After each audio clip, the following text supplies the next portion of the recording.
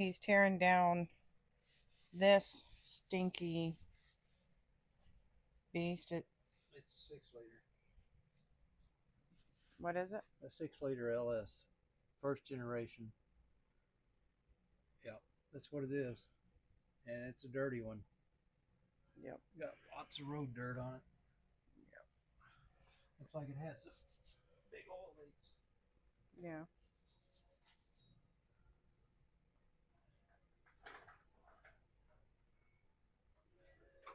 It stunk the shop up. Okay, would you open the door for me?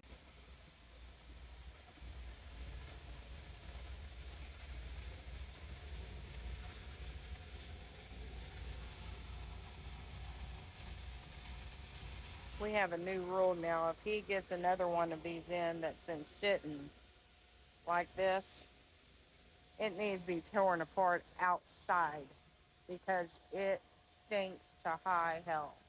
Horrible. Yeah.